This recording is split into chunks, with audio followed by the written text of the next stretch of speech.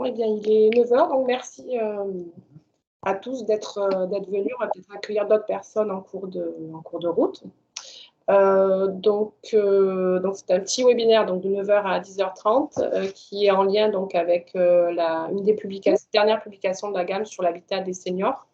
Donc nous avons Nicolas Menet également qui est invité aujourd'hui et qui interviendra en dernière partie du webinaire. Donc je vais peut-être laisser la place à Christian Brunner, le directeur de la gamme. Oui, merci Laure. Bonjour à toutes et à tous et bienvenue donc pour ce webinaire, cet échange, encore en distanciel compte tenu du contexte sanitaire, même si on espère quand même que les prochains événements pourront se faire plutôt en présentiel. Vous êtes assez nombreux à vous être inscrits à ce webinaire, donc je vous en remercie. On va porter sur les enjeux urbains du vieillissement, en particulier dans le secteur sur Aix-Marseille-Provence, mais plus globalement la question des enjeux urbains au sens large du terme. Moi, les quelques propos effectivement introductifs que je voulais tenir donc avant les deux présentations, celle de Laure et celle de M. Menet, c'est pour dire effectivement que par définition, une agence d'urbanisme, elle se saisit d'un certain nombre de sujets déjà révélés ou émergents ou qui donnent un certain nombre de signaux faibles. Et c'est vrai que parmi tous ces sujets, on travaille depuis quelques années sur le numérique, sur la transition énergétique, sur les questions d'alimentation, les nouvelles mobilités. Donc tous ces sujets sont effectivement un peu au cœur de notre actualité. Et on voit bien que depuis quelques années, la question du vieillissement était déjà un peu dans notre radar. Donc c'est peut-être moins un sujet nouveau que ne sont par exemple la fulgurance numérique ou la question de l'alimentation et des circuits courts. Hein. Donc c'est peut-être un sujet qui a déjà été discuté, mais on voit effectivement qu'il est en train d'être regardé dans une focale un peu différente et j'ai l'impression qu'on porte un regard un peu nouveau sur le vieillissement avec un nouveau statut social très, très différent et peut-être beaucoup plus valorisant. Peut-être que pendant très très longtemps, on a considéré le vieillissement effectivement comme une étape, on va dire, ultime un peu d'un parcours de vie. Et on était plutôt dans des réponses qui n'étaient pas, on va dire, très, très, très engageantes. Alors qu'aujourd'hui, on jette un regard qui est complètement nouveau, avec un vieillissement très actif, et j'allais dire même avec des attributs qu'on attribuait justement, qui étaient l'apanage plutôt de la jeunesse. Hein. Je suis un peu binaire quand j'oppose jeunesse et vieillissement, mais c'est vrai que quand on parlait effectivement de vie de couple, d'activité, de mariage, la question effectivement du soin du corps, la beauté et tout, c'était plutôt des choses qui concernaient entre guillemets plutôt le jeune âge. Et maintenant, ce sont des sujets effectivement qui concernent aussi le vieillissement. Il y a de plus en plus de couples qui se reforment à des âges assez avancés de la vie. Il y a les questions de l'intergénérationnel, toutes les questions, bien entendu, on est sûrement sur les conséquences de l'allongement de la durée de la vie en bonne santé. Et donc, je dirais qu'on jette un regard plus positif, plus enclin par rapport à cette période de la vie qu'on ne le faisait dans les dernières années. Alors pour nous, c'est aussi, mais pour tout le monde, hein, c'est aussi un sujet d'actualité, puisque vous avez tous, bien entendu, vu le rapport qui vient d'être produit par un ensemble de contributions et remis au gouvernement, qui s'appelle « Nous vivrons bien ensemble », donc référence à un grand film de cinéma italien. Donc 80 propositions pour un nouveau pacte entre générations, donc là aussi qui brasse un certain nombre d'interrogations, de propositions sur l'ensemble des domaines d'intervention qui concernent peu ou prou la question du vieillissement. Et ce qui nous plaît dans ce type d'approche pour une agence d'urbanisme, c'est que c'est évidemment un sujet très très large. Aujourd'hui, on a pris le parti, faute de temps, de le centrer sur la question des enjeux urbains, et notamment du logement, mais pas que, alors qu'on sait très bien que c'est un sujet effectivement à spectre très très large. C'est ça qui intéresse une agence d'urbanisme, puisque ça intéresse à la fois les échelles de territoire, les politiques publiques, la question de l'économie avec les tensions sur la population active, la question de l'emploi des seniors, la question, bien sûr, tout ce qui est santé et dépendance, la question de la mobilité, la question de l'intergénérationnel, la question de la gestion et la conception des espaces publics. Donc, voilà. Donc on a effectivement une approche très multithématique et très multi-échelle, donc ce qui effectivement est intéressant par rapport aux approches d'une agence d'urbanisme. Comme l'a dit Laure en introduction, donc dans sa présentation, elle va s'appuyer sur une publication qui a été faite avec le conseil départemental pardon, des Bouches-du-Rhône, donc dans le cadre de sa compétence personnes âgées. Et on est effectivement très, très heureux de ce partenariat. Donc, je vais lui passer sans tarder la parole. Elle commencera par un petit quiz, un peu ce qu'on appelle les icebreakers maintenant, un peu pour détendre et pour se mettre un peu progressivement dans la démarche. Après, donc, elle fera une présentation des travaux qui sont synthétisés dans la revue Regard, l'habitat des seniors. Et après, on passera la parole à M. Nicolas Menet, donc directeur de la Silver Valley et vice-président de la filière Silver Economy, qui interviendra sur les multiples enjeux et notamment, bien sûr, les enjeux du logement. Voilà, merci encore pour votre participation. Vous êtes nombreux à vous être inscrits. Tout le monde n'est encore pas là, mais on voit que le compteur augmente régulièrement. Donc, merci encore pour votre participation et je passe la parole à Laure. Merci Christian. Donc oui, un petit quiz introductif donc, pour briser la glace. Donc 3 petites questions sur alors les personnes âgées bien évidemment et le contexte également au sein de la métropole. Donc la première, alors moi ce que je vous propose c'est de marquer votre réponse dans le choix, dans le chat, pardon, dans le fil de la conversation et on comptabilisera ensuite. Oui. Donc la première question, oui, il faut répondre par le chat. Donc combien de personnes de plus de 60 ans résident au sein de la métropole Aix-Marseille-Provence, sachant qu'on a une population qui est d'un peu moins de 1,9 million, presque 2 millions bientôt. Donc A, 480 600 personnes, B, 255 300 et C, 624 400. Je vois qu'il y a beaucoup de C. Donc, vous tapez effectivement dans le fil de discussion. Ah, je vous laisse encore. Il y a un débat entre le A et le C. Qui a raison, on va le savoir. Quel suspense.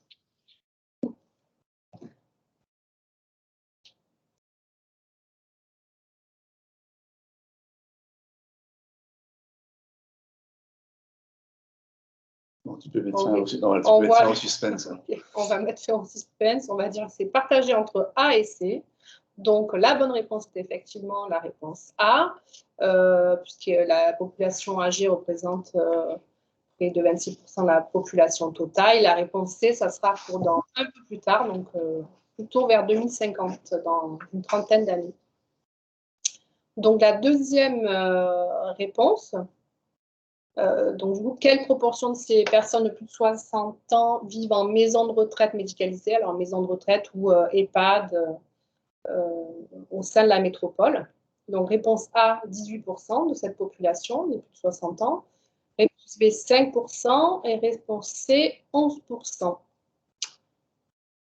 Alors, je vous laisse taper dans le flux de discussion. Beaucoup de B. Peut-être un match entre le B et le C.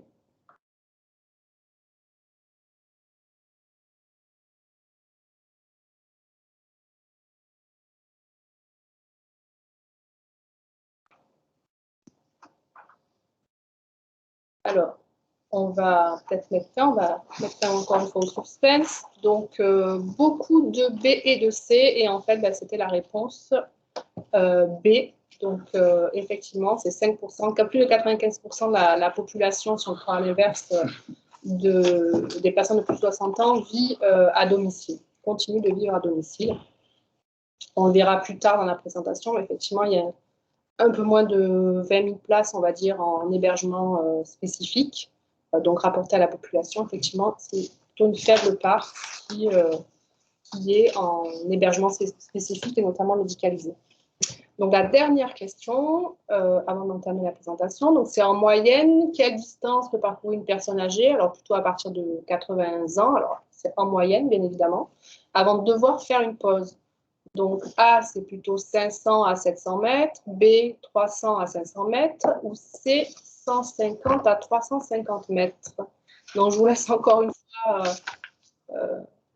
répondre dans le fil de discussion. Beaucoup de B.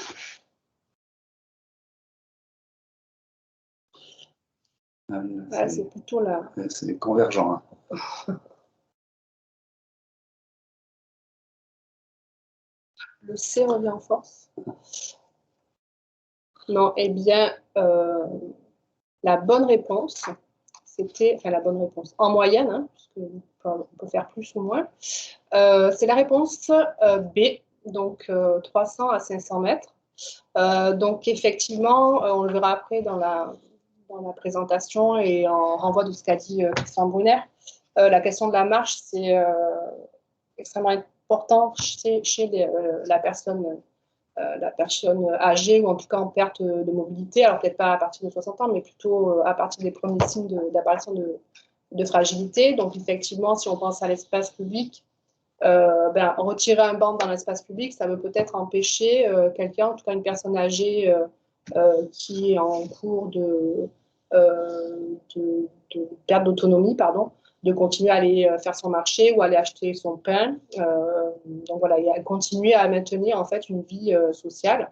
Donc c'est vrai qu'en fait, les différentes études, on a une diminution déjà de la vitesse qui est à peu près de 15% par décennie après 70 ans. La vitesse moyenne en fait, de marche chez un adulte en bonne santé, c'est 4 à 5 km/h. Par heure, même plus. Et chez les personnes âgées, c'est plutôt qu'on est à environ 3 km/h en moyenne. Et sur la question de la mobilité, du déplacement des personnes âgées, c'est vrai que finalement, on se rend compte que même les transports lourds, les transports en commun, comme la ligne 2 du métro à Marseille, en fait, il n'y a que 10% des usagers qui, en fait, depuis 60 ans, qui utilisent cette ligne-là. Donc voilà, c'était pour le temps de petit quiz. Donc, on va passer plutôt à la présentation, en fait, donc quelques éléments issus de la publication L'habitat des seniors.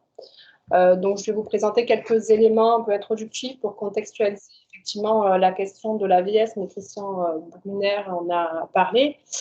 Donc, c'est vrai que c'est le contexte de la vieillesse ou du troisième âge, il est né plutôt aux alentours des années 70, hein, même si la retraite a pu exister auparavant. Puis après, on a progressivement eu aussi le terme de senior dans les années 90, mais on était plus sur une acceptation plutôt positive, on va dire, et plutôt positive.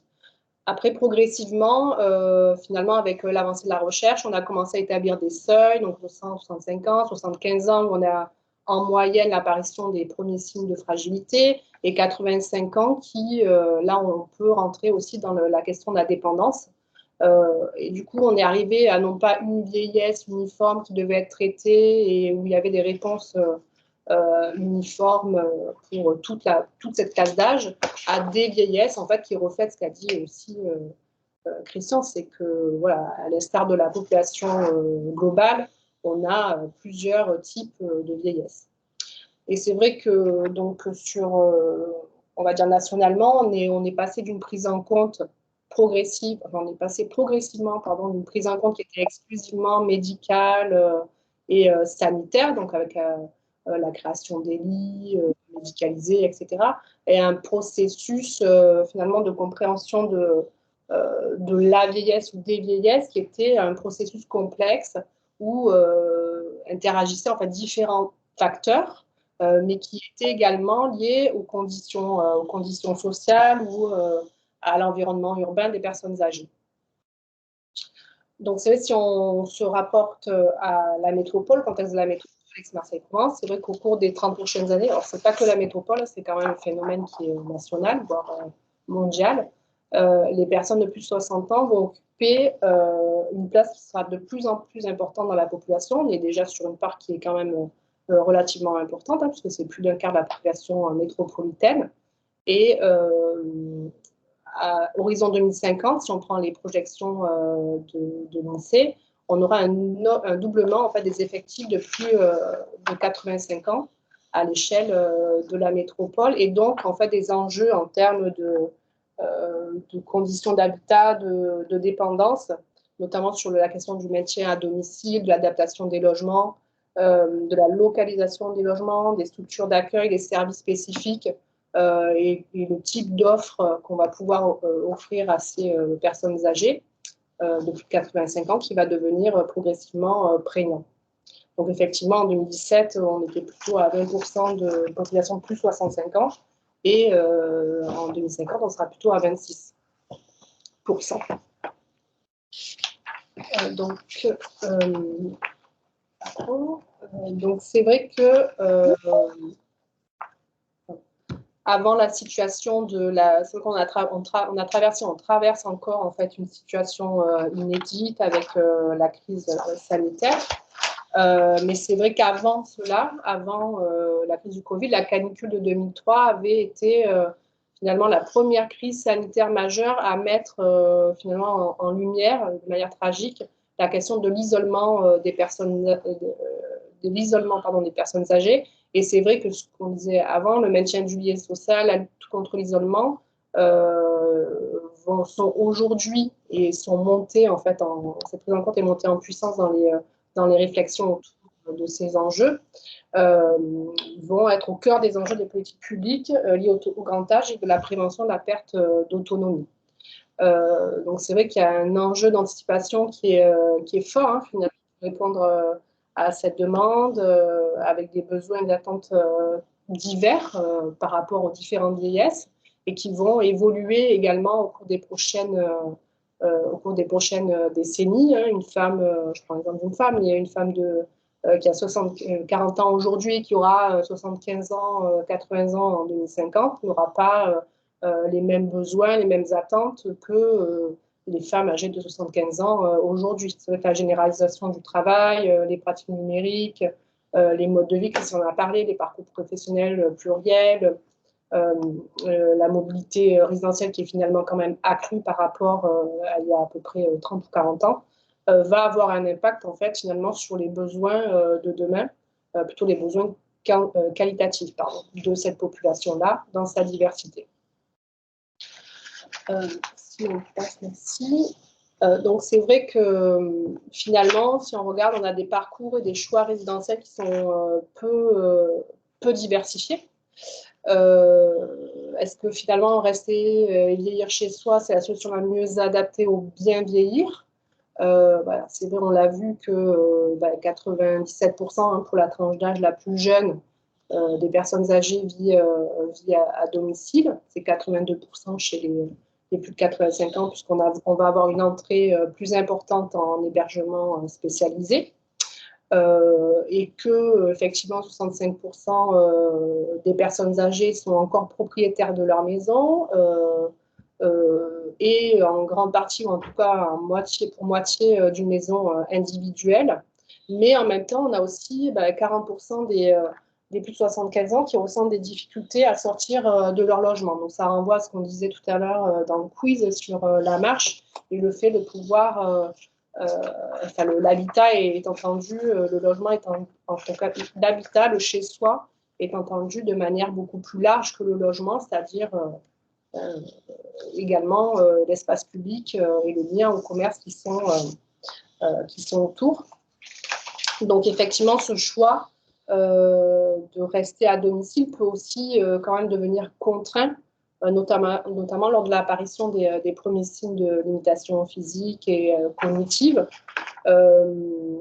c'est vrai qu'il y a de dernières études ou sondages voilà, qui montrent qu'en fait, la question de la présence d'escalier ou de marche au sein des logements constitue la première contrainte, en fait, la première préoccupation des personnes âgées en termes d'adaptation du logement, bien avant la salle de bain. La salle de bain.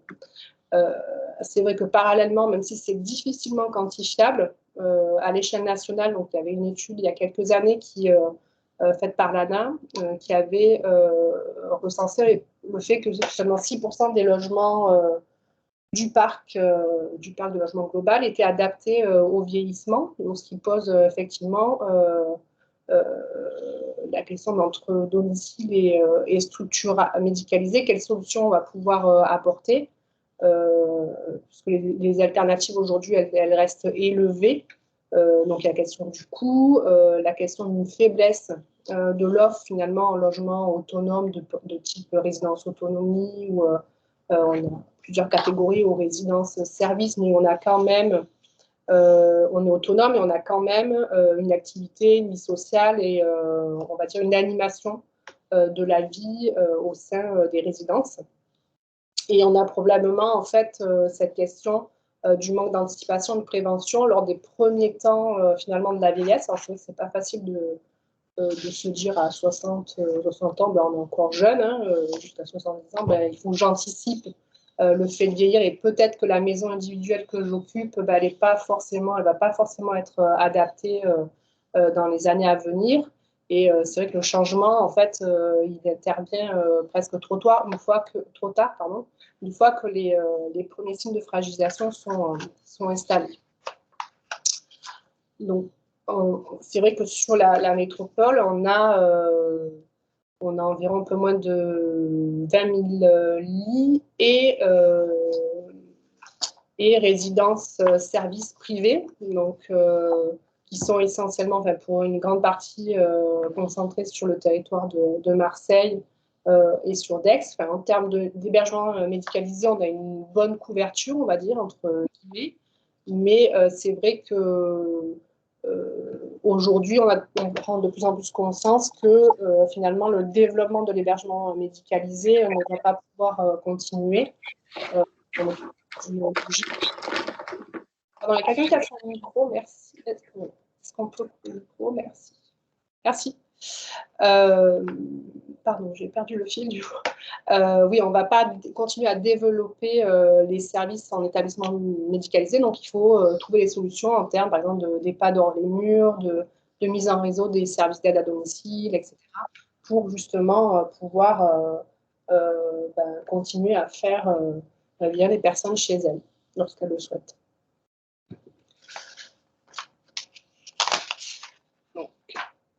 Donc c'est vrai que là, face à cette binarité, on va dire, de solutions d'habitat entre domicile et habitat spécifique médicalisé pour l'essentiel, on a, effectivement, depuis le début des années 2010, on passe plutôt d'une logique qui était de développement des lits médicalisés pour prendre en compte la dépendance, enfin l'évolution de la dépendance, à plutôt une logique de diversification de l'offre et des parcours résidentiels de la personne âgée. C'est qu'on est passé de la notion de logement ou de l'immédicalisation à une notion du chez-soi, avec, comme je le disais juste avant, la nécessité d'avoir un accès aux services et plus essentiellement le maintien d'une vie sociale la plus ordinaire que possible pour les personnes âgées, comme toute la population. Donc, en 2020, donc, avant le rapport dont a parlé Christian Brunner, le rapport Boursy, en 2020, on avait un premier rapport, enfin un premier, mais il y en a eu beaucoup de rapports sur ce sujet-là, dans le cadre de la stratégie nationale pour le déploiement à grande échelle de l'habitat inclusif. On a donc le rapport Demain, je pourrais choisir d'habiter chez vous, où on a eu pour la première fois, alors on ne va pas dire la définition, mais puisque justement sa caractéristique, c'est de ne pas avoir de définition stricte de l'habitat happy, donc qui est en tout cas caractérisé par le fait que ce soit un habitat qui soit accompagné, partagé et inséré dans la vie locale. Et du coup, voilà, l'objectif central, c'est bien de permettre de vivre chez soi sans rester seul et en rompant l'isolement. Donc c'est vrai que sur cet habitat happy qui est en cours de développement, mais qui existe déjà parce qu'il a une diversité de formes, d'acteurs, de porteurs de projets. Donc c'est vrai qu'on peut être sur l'accueil familial, la cohabitation, de l'habitat autogéré, des colocations intergénérationnelles, qu'elles soient plutôt issues de la promotion classique ou de la gestion classique en résidence-service, ou plutôt d'habitat accompagné avec des associations qui gèrent en fait les résidences, qui animent les résidences. Alors, une multitude de solutions, mais les points communs, justement, c'est qu'ils soient accompagnés, partagés et insérés donc, dans la vie, au-delà du logement, dans la vie sociale autour du logement. Alors, dans le regard, donc on donne pas, je ne vais pas vous passer des exemples précis, dans le regard, on donne quelques exemples, mais voilà, les exemples sont multiples dans de nombreuses publications sur Internet, etc. Des retours d'expérience. Et enfin, peut-être pour finir, et ça reboucle du coup avec ce qu'on a dit sur finalement la question de la marche, la troisième question du quiz. C'est vrai que l'habitat et l'urbanisme, il y a probablement un cercle vertueux à trouver, puisque dans la même logique que l'habitat happy, la qualité de l'environnement semble être finalement un levier essentiel au bien vieillir, au-delà, enfin hors de son logement, pouvoir continuer à sortir de chez soi, y compris lorsque la mobilité va se réduire avec l'âge. Et c'est vrai qu'aujourd'hui, on est plutôt dans un aménagement qui est généralement, encore généralement fait plutôt par des aménageurs ou qui prennent pour acquis que tous les piétons, tous les usagers de l'espace public sont en bonne santé, ont une bonne mobilité. Et en fait, aujourd'hui, c'est vrai que l'environnement urbain, il peut quand même devenir hostile pour les personnes âgées, surtout lorsque la marche devient le seul mode de déplacement et que les personnes âgées abandonnent la voiture, voire les transports en commun, puisqu'effectivement, on a parlé de la question des bancs publics pour pouvoir faire des pauses. La question des toilettes publiques, effectivement, quand on doit se déplacer plus près d'une heure ou près de 2 heures, la question d'accessibilité des transports en commun, que ce soit les métros, mais aussi les quais d'accès aux bus, qui peuvent être trop hauts pour pouvoir entrer, mais aussi la question de l'apparition aussi sur l'espace public de flux différents, donc trottinettes électriques, vélos, piétons, avec des vitesses assez considérables qui peuvent être perçues par les personnes âgées comme dangereuses, et qui le sont d'ailleurs. Donc c'est vrai que les politiques publiques, elles doivent pouvoir agir sur leur territoire. Il y a des collectivités qui expérimentent de nouveaux modes de faire, de penser la ville dans justement cette logique de design universel, c'est-à-dire de penser l'aménagement urbain pour tout le monde et que ce soit le plus facilement utile. Et du coup, voilà, pour permettre aux personnes âgées qu'elles puissent rester plus actives et actrices de leur vie le plus longtemps possible. Et je rajouterais que voilà, lorsqu'on a un espace public qui est aménagé pour les personnes âgées, ça bénéficie aussi aux autres personnes à mobilité réduite, forcément, atteintes de handicap, mais aussi ça peut être les parents avec poussette, les voyageurs, etc., les enfants, etc. Donc voilà un peu les éléments qu'en fait a voulu retracer la publication, donc le dernier regard de la gamme sur l'habitat des seniors.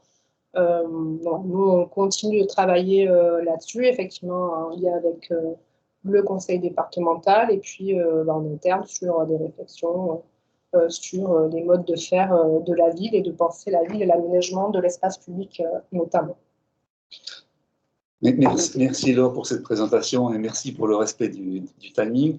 Je précise effectivement que le regard dont parle Laure donc, est accessible sur notre site internet et plus globalement toutes nos publications. Nous venons de nous mettre un regard sur l'impact du numérique, sur l'impact du e-commerce, la question de la cohésion sociale au regard de la crise sanitaire que l'on traverse. Et à plusieurs reprises, Laure a fait référence aux espaces publics. Nous allons aussi publier sous 48 heures, parce que nous avons notre conseil d'administration demain, on va publier un opus important sur les espaces publics, la conception des espaces publics. Et donc, vous y verrez aussi des éléments concernant la prise en compte de la mobilité, la prise en compte du vieillissement dans la conception et la gestion des espaces publics. Donc, n'hésitez pas à aller sur notre site Internet où vous aurez beaucoup de publications qui sont à votre disposition. Je passe la parole maintenant à M. Nicolas Menet. Donc, je remercie pour sa participation. Je rappelle que M. Nicolas Menet est directeur de Silver Valley et vice-président de la filière Silver Economy, un élément très très important de la problématique globale du vieillissement. Et je lui passe sans tarder la parole. Merci encore pour votre participation, M. Menet. Je vous passe la parole. Je vous en prie, merci beaucoup. Bonjour tout le monde. Alors, est-ce que vous voulez que je prenne le contrôle pour partager moi-même les slides? Comme ça sera plus simple. Ok, je vous laisse la main. Oui, voilà. Hop là. Voilà. Déjà, bonjour à tous. Merci beaucoup pour l'invitation, bien sûr. Et puis, merci aussi pour votre présentation qui était, je vais dire, très complète par rapport aux enjeux du vieillissement actif dans l'espace urbain. Vous avez vraiment parlé des problématiques de déplacement, de mobilité, aussi d'adaptation de l'habitat. Donc, c'était une très, très bonne présentation. On voit bien que vous connaissez votre sujet et ça, c'est très important. Moi, je vais essayer d'avoir un regard un petit peu plus général sur la partie innovation. Je ne suis pas, comme vous, spécialisé, bien sûr, dans l'urbanisme, hein, puisque la cyberéconomie est très large, mais l'idée, c'est peut-être de vous inspirer, de donner des éléments de cadrage pour un petit peu faire une première approche un petit peu générale sur le vieillissement actif, le soutien au domicile, qui concerne effectivement, comme vous l'avez montré, une très très grosse majorité des personnes qui en réalité sont autonomes. On a tendance à souvent porter un regard déficitaire sur la vieillesse, alors qu'en fait la plus grosse majorité des personnes âgées en France sont autonomes au domicile, propriétaires de leur logement, avec vraiment le désir de le rester et de rester chez eux. Cette majorité silencieuse, en fait, effectivement, a besoin qu'on la comprenne et qu'on comprenne un petit peu les logiques. Je vous propose très rapidement de vous présenter Silver Valley parce que vous ne connaissez pas forcément, et après d'aborder certains sujets un peu généraux sur la population et la perspective aussi qu'on peut imaginer. Et après, évidemment, je répondrai à vos questions ou à la discussion. Enfin voilà, en tout cas, on est complètement ouvert sur l'objectif. Juste un petit point sur Silver Valley. Donc, Silver Valley, c'est un regroupement d'acteurs qui sont publics et privés avec un seul objectif, une seule problématique, c'est l'innovation pour la longévité, quelle qu'elle soit, que ce soit le vieillissement actif, que ce soit les logiques de prévention, que ce soit les problématiques médico-sociales, sanitaires, que ce soit la téléprévention, que ce soit la santé connectée, etc. Donc aujourd'hui, on a deux communautés qui se croisent. D'abord, une communauté de plus de 4000 entrepreneurs de l'innovation pour le vieillissement, pour la longévité. Donc ces entrepreneurs, ils sont issus de start-up, ils sont issus de grands groupes, de PME, de TPE, ils sont aussi issus bien sûr de services publics. Donc ça peut être des départements, ça peut être la CNAV évidemment, qui est notre principal financeur aujourd'hui. Et on a une deuxième communauté avec des personnes âgées elles-mêmes. On en a à peu près 9000. Il y en a pas mal d'ailleurs qui participent à nos actions, qui sont sur votre territoire grâce à notre partenariat assez fort avec AG2R La Mondiale qui a un ancrage assez fort sur tous les territoires. Donc cette communauté de 9000 seniors en fait nous aide d'abord à comprendre les problématiques. Donc par exemple tout ce que vous avez dit sur la complexité de la mobilité douce, le mobilier urbain, c'est des choses qu'on retrouve aussi dans les études qu'on peut faire avec eux. Et ce sont aussi des personnes qui s'engagent dans des démarches de co-design avec des entrepreneurs pour imaginer des solutions pour demain. Donc, c'est un véritable laboratoire, en fait, avec des gens qui ont envie de s'engager pour la longévité. Ils sont bénévoles. Et en fait, ils testent aussi toutes sortes d'innovations, toutes sortes de propositions qui leur sont faites. Donc, on gère un petit peu ces deux communautés en bonne intelligence, avec comme objectif, bien sûr, de créer des innovations qui répondent vraiment à leurs besoins et à leurs attentes. Donc, avec on va dire un mantra, un credo, hein, qui est rien pour eux sans eux, donc rien pour les seniors sans les seniors. Et vraiment, le senior est au cœur du dispositif d'innovation. Et vous l'avez dit tout à l'heure, vous avez parlé de design universel, de design thinking. Évidemment, c'est la logique. Il n'y a aucune innovation chez Silver Valley qui ne passe pas à un moment donné par l'œil aiguisé et les usages des personnes âgées elles-mêmes, quelles qu'elles soient. Donc, dans notre communauté, on va trouver des gens seuls, des gens en couple, des gens qui vivent dans le parc social, des gens qui sont propriétaires, locataires, qui vivent en ville, à la campagne, etc. C'est à ce niveau-là. Donc, rapidement, chez Silver Valley, donc, on fait trois choses essentiellement. Hein. Cet écosystème de 4000 entrepreneurs, ben, on le fait vivre. Donc, on permet aux personnes de se rencontrer. Alors, pour des collectivités, pour des agences comme la vôtre, notre travail, c'est vraiment de détecter des innovations pertinentes, mais qui ne sont pas que pertinentes, qui sont aussi capables de passer à l'échelle. C'est-à-dire que si demain, des collectivités, des communautés de communes, etc., s'intéressent à l'innovation, il faut que ces innovations soient capables de passer à l'échelle. L'objectif aussi, c'est de faire en sorte que ce projet réussisse. Donc évidemment, comme tout incubateur, accélérateur, on a un programme d'accompagnement entrepreneurial. Et bien sûr, comme je l'ai dit, on passe vraiment beaucoup de temps à peaufiner, approfondir des connaissances communes. Alors sur la société de la longévité, la société de la longévité s'entend une société pour tous les âges, en fait, où on a un sujet majeur, c'est qu'on a 30% de la population de plus de 60 ans, l'espérance de vie ne cesse de s'allonger, les seniors prennent de plus en plus de place dans l'espace social et économique. Cette transition démographique, en fait, elle est complètement unique en son genre, et donc c'est vraiment ça l'objectif, c'est vraiment de préparer ces enjeux-là, qui sont quand même colossaux, hein, puisque on parle de 90 millions d'Européens de plus de 60 ans, et j'en passe sur le vieillissement mondial et de l'humanité tout entière. C'est du jamais vu, en fait. Donc, c'est vraiment cet objectif-là qu'on poursuit, comprendre et construire cette société-là. Voilà, je vais passer, bien sûr, sur l'offre de service. Je pense que la présentation, elle sera distribuée. Ensuite, vous pourrez revenir vers nous si vous avez des questions spécifiques sur des besoins spécifiques de vos organisations.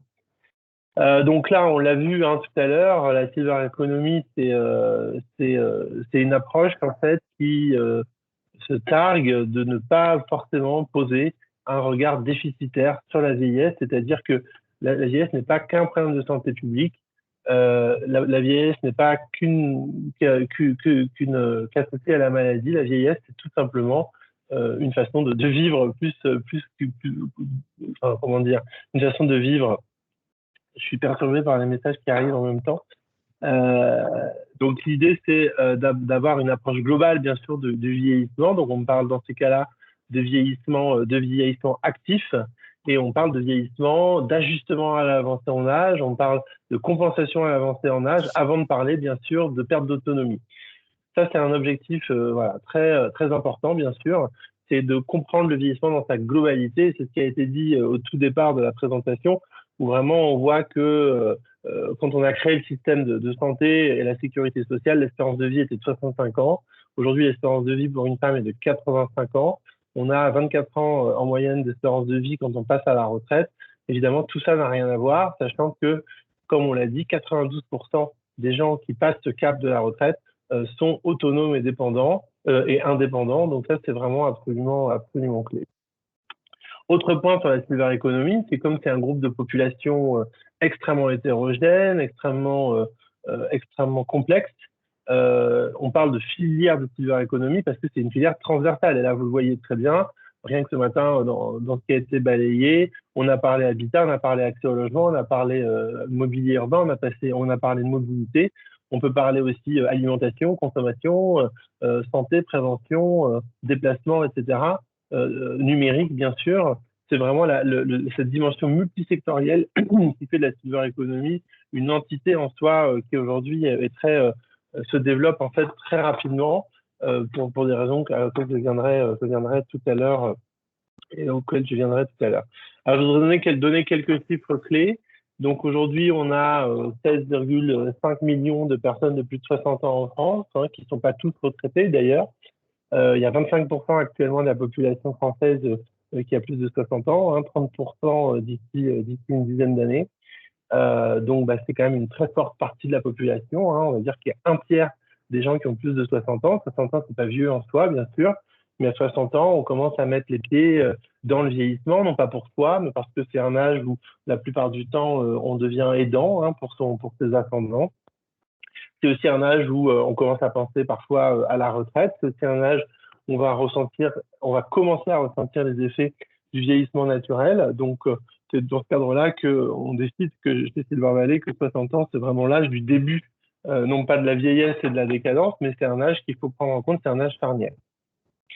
Le pouvoir, la possibilité en fait économique de la silver economy, donc la consommation des personnes de plus de 60 ans sur des produits ou des services qui sont liés à leur longévité, à la santé, à l'adaptation de l'habitat, au numérique, etc., pourrait représenter 0,25 points de PIB, donc à peu près 93 milliards d'euros.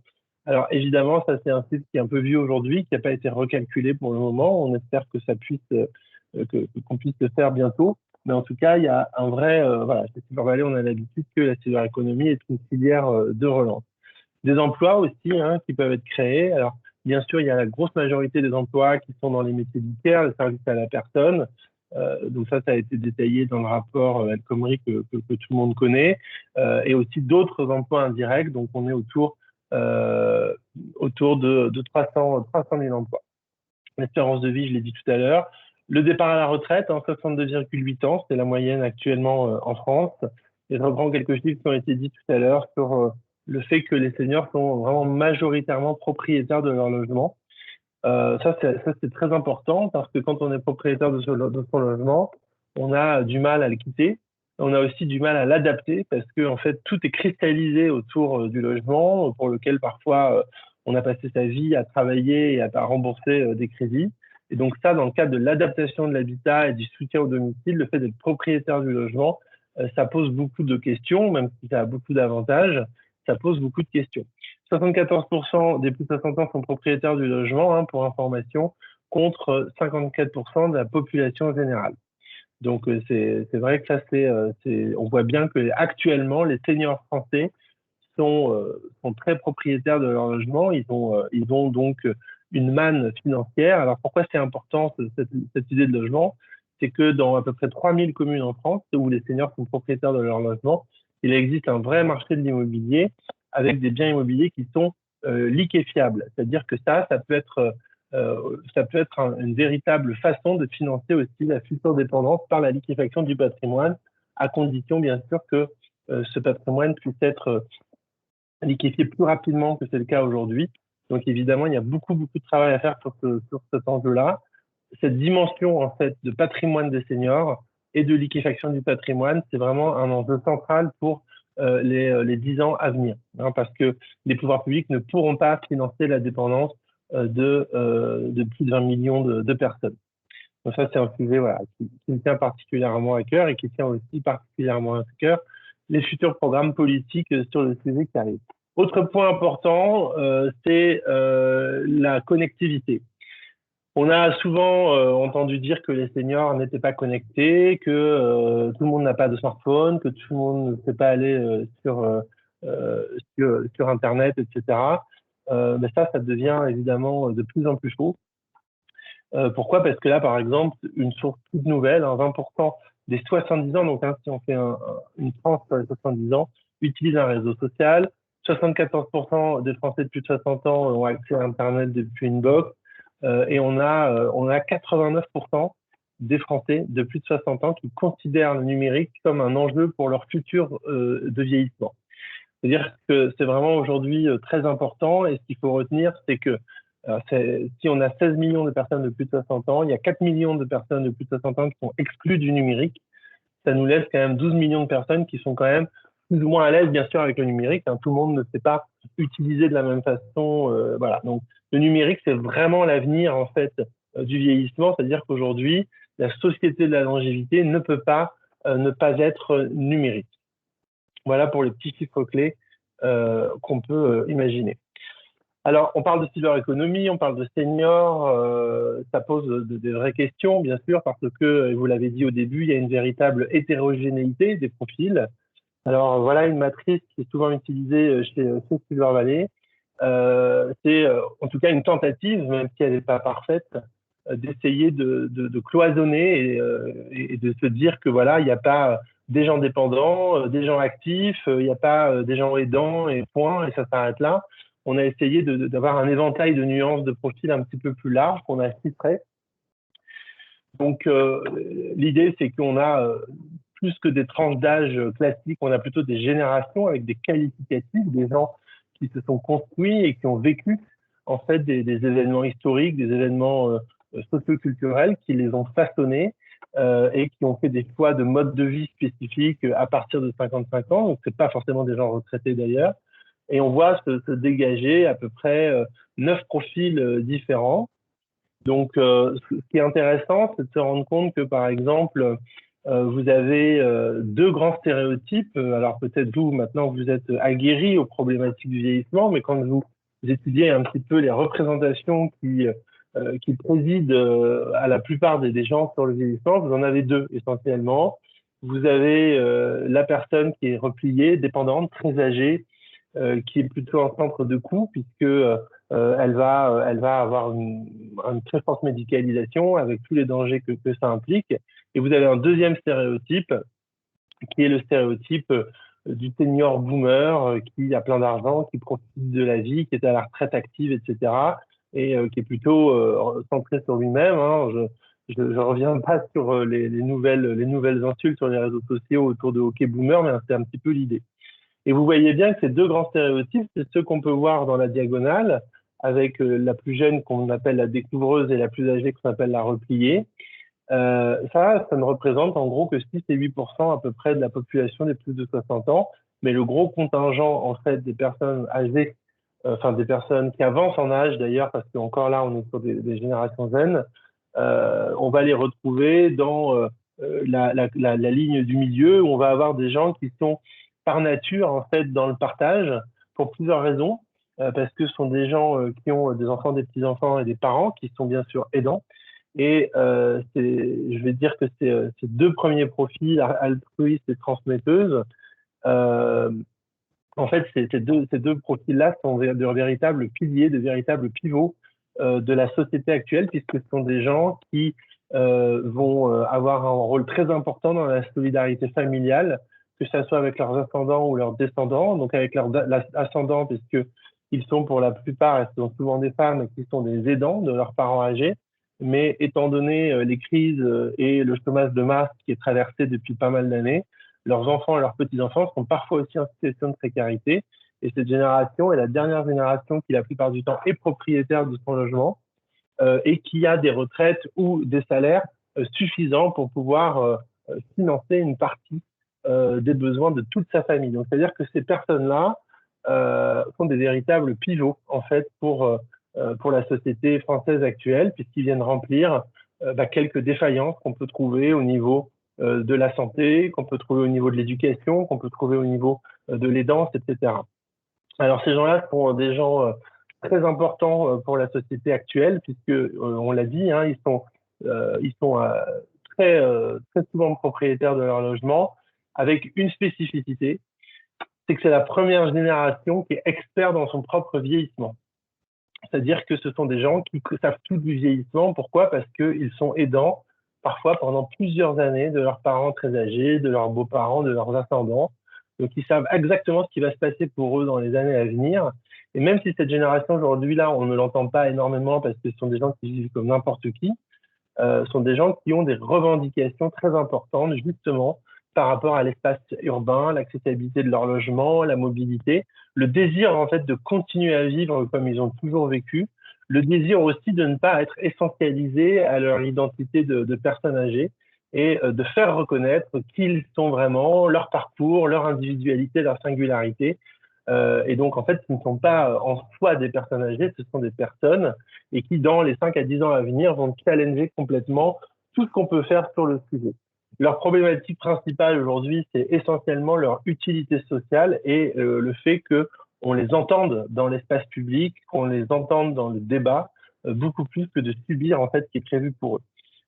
Ça, c'est une génération qu'on n'entend pas du tout actuellement, mais les signaux sont vraiment tous très, très présents. Donc, clairement, c'est pour ça que chez Silver Valley, on a décidé effectivement de les impliquer énormément dans les sujets d'innovation parce que on ne peut pas créer quelque chose sans eux, parce que les deux piliers cardinaux de leur approche, c'est vraiment la souveraineté, la liberté individuelle, et ça jusqu'à la fin de la vie. Donc ça pose des vraies questions actuellement. Voilà un petit peu cette matrice prospective. Alors voilà, vous trouvez dedans des gens en activité, des jeunes retraités, des gens qui travaillent tard, des gens qui s'occupent de leur famille, des gens qui sont retirés sur leur habitat, et bien sûr, les 600 000 personnes âgées dépendantes qui vivent en établissement en EHPAD, par exemple, où on retrouve bien les 8%, hein, puisque c'est à peu près le quota actuel de personnes qui vivent en EHPAD. Voilà un petit peu pour quelques éléments sur la population. Je m'attarde un peu sur donc cette matrice parce que ça permet parfois, hein, pour ceux qui découvrent un petit peu cette complexité, de se rendre compte qu'il y a beaucoup de nuances de profils. Voilà, donc là, je sais pas si je peux parler de ça très rapidement. En tout cas, il faut savoir que la France est plutôt en avance en fait sur les sujets du vieillissement, contrairement à ce qu'on peut dire parfois, puisque ça fait plus d'un siècle qu'on a pris en compte en fait la problématique avec notamment la loi de 1910 en fait qui est pas très connue, qui est une loi en fait sur la retraite des salariés pauvres, des ouvriers en fait de l'industrie, qui a été vraiment à l'origine en fait du système de sécurité sociale dans les années 45. Donc en fait, ça fait très longtemps qu'on est sur le sujet. Ça fait très longtemps qu'on a pris conscience aussi du vieillissement démographique. Hein. C'est à partir de 1928, les sociodémographes ont bien pris conscience en fait de l'allongement de la vie, pendant que dans d'autres pays, les vieillards et les aliénés et les orphelins étaient tous dans des asiles, voilà, qui n'étaient pas forcément terribles pour eux évidemment. Donc c'est vrai qu'il faut quand même savoir que la silver economy, c'est une invention vraiment française. Aujourd'hui, on est reconnu dans le monde entier pour cette approche. Pourquoi est-ce que la silver economy justement est intéressante? Justement parce qu'elle a une vision du vieillissement qui est complexe, mais qui est en tout cas plus proche de la réalité que je vieillis, je suis malade et je meurs. En fait, c'est beaucoup plus compliqué que ça. Vous le savez, de toute façon, on le sait hein, par l'expérience qu'on peut avoir. Mais en tout cas, on a deux types de vieillissement. Il faut le rappeler, hein, le vieillissement normatif, donc qui est non pathologique, avec des phénomènes qu'on appelle la sénescence. Donc, ça commence à 46 ans en moyenne, avec par exemple la presbytie, avec les problèmes auditifs, les problèmes de préhension, d'arthrose. Et voilà, donc là, on est vraiment dans un vieillissement tout à fait naturel. Et après, on a bien sûr le vieillissement pathologique, là, qui est complètement autre. Et nous, ce qui nous intéresse, c'est cette avancée en âge normatif non pathologique. Pourquoi? Parce que c'est celui qui concerne le plus de personnes et que quand on crée des innovations, c'est celui qu'on doit favoriser puisque c'est là qu'on va devoir répondre à des besoins spécifiques. C'est pour ça qu'on a vraiment travaillé sur 3 approches différentes, pour 3 âges différents de la vie, on va dire, de la vie normative, de la vie normative de l'avancée en âge. Avec, dans un premier temps, et ça concerne vraiment tout ce qui est autour de l'habitat et de l'urbanisme et de l'aménagement de l'habitat. Vous avez parlé tout à l'heure des bus. Alors, on a fait un travail de fond avec Keolis. Je ne sais pas si à Marseille, c'est Keolis ou pas d'ailleurs qui opère, mais on a fait un travail de fond sur les grandes fragilités invisibles. Et vraiment, ça fonctionne très bien. C'est-à-dire que vous pouvez marcher, utiliser la voiture, prendre les transports, mais si vous avez des petits problèmes d'arthrose ou de préhension dans la main, si vous avez des petits problèmes auditifs, prendre le bus, ça commence à devenir compliqué, même quand on a 65-70 ans. Ensuite, vous allez avoir de l'arthrose un peu plus poussée dans la hanche, dans le genou, donc la peur de tomber va être importante. Puis vous allez continuer à vieillir, toujours dans ce parcours normatif de vieillissement non pathologique. Vous allez avoir des problèmes cognitifs minimes, mais qui vont peut-être vous faire que vous allez oublier un trajet. Puis, vous pouvez aussi avoir des problèmes de prostate et avoir besoin d'aller aux toilettes toutes les 20 minutes, ce qui n'est pas le cas dans le transport. Et on voit bien qu'à chaque fois, on a des besoins spécifiques. Donc, nous, on a identifié 3 grandes étapes qui sont très intéressantes par rapport aux âges de la vie, avec une première étape qui est ce qu'on appelle l'ajustement à l'avancée en âge. On est vraiment dans l'ajustement, c'est-à-dire que ce n'est pas le moment de brandir le chiffon rouge de la prévention ou de la perte d'autonomie. Comme toute sa vie, on s'ajuste parce qu'on grossit, parce qu'on maigrit, parce qu'on se casse la jambe, parce qu'on a des enfants, parce qu'on change d'habitat, etc. On ajuste en fait constamment. Ça, c'est vraiment la capacité d'adaptation de l'homme. Et justement, l'ajustement à l'avancée en âge, ça va être renforcer la luminosité sans même s'en rendre compte parfois. Il y a des gens qui changent des ampoules, ils mettent des ampoules plus fortes. Ça peut être mettre des matières agrippantes dans les transports. Ça peut être moderniser sa salle de bain sans forcément aller dans une salle de bain qui est plutôt sur les rayons PMR. C'est juste faire du design, mais en réalité, en fait, on simplifie son mode d'usage de la salle de bain, adapter le rythme de vie, tout simplement, se coucher plus tôt, manger moins ou rattraper quand on a un peu fait des excès, etc. Ça, c'est de l'adaptation. Et à ce moment-là, il est très important aujourd'hui parce que c'est souvent, il y a beaucoup d'acteurs en fait de la prévention qui arrivent sur des personnes qui sont jeunes, qui sont en bonne santé, qui vivent exactement comme ils l'entendent, tout de suite en disant attention, il faut manger 5 fruits et légumes par jour, il faut faire du sport, il ne faut pas boire, il ne faut pas fumer, il faut que vous pensiez à votre vieillissement, faites attention à ne pas tomber, vous allez chuter dans la salle de bain, il faut adapter votre logement. Et là, en fait, qu'est-ce qui se passe? C'est que des gens qui ont 60, 65, 70 ans, voire même plus, se bloquent complètement, puisque évidemment, les freins à l'adaptation du logement, notamment, sont surtout psychologiques.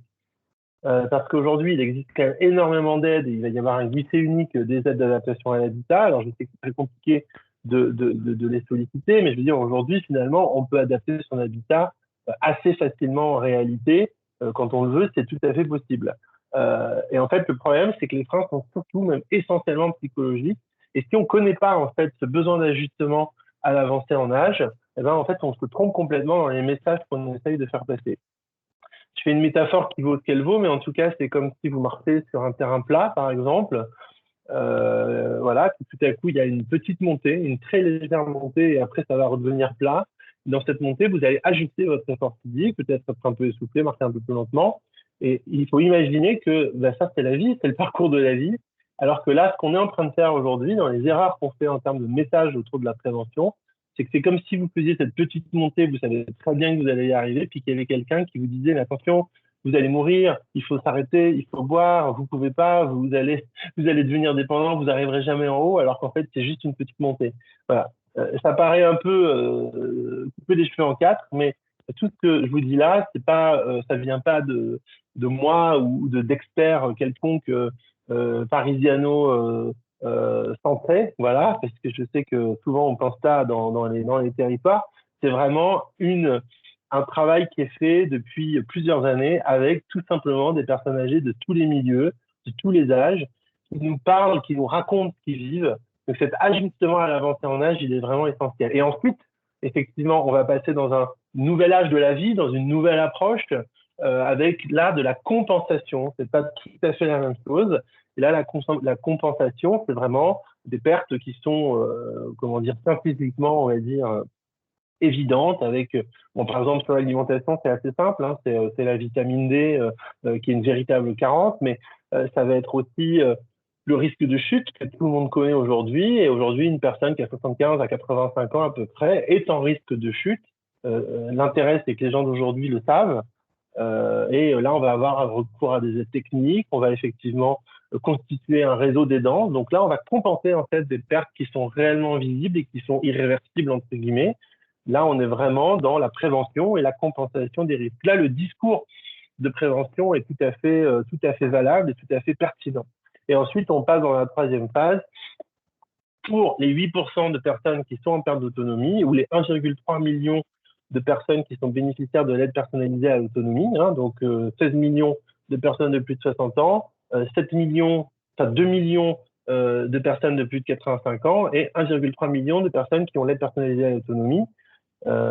Bon, tout le monde, c'est pas parce qu'on a l'aide personnalisée à l'autonomie qu'on est entièrement dépendant, et si on l'a pas, on peut être dépendant aussi. Ça, je sais qu'il y a des nuances, hein, bien sûr. N'empêche que ça reste 8% de la population. Et là, on rentre effectivement dans la gestion de la perte d'autonomie, de l'avancée en âge. Donc, on est plutôt sur des parcours de fin de vie, mais ça n'est pas, cette approche ne contamine pas le reste de la population. Voilà, donc c'est un petit peu ce que je dis caricatural, vraiment, pour montrer à quel point on a toutes ces nuances.